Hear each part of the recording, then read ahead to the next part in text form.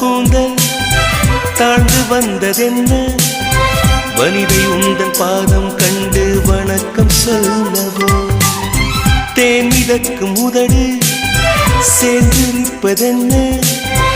ஒன்றை ஒன்று முத்தம் இட்டு இன்பம் கொள்ளவோ மானிட பிறவி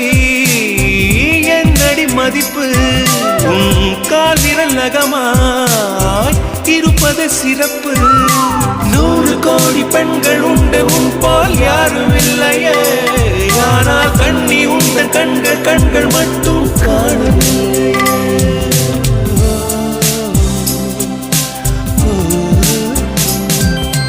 20 கோடி நிலவுகள் கூடி பெண்மையானதோ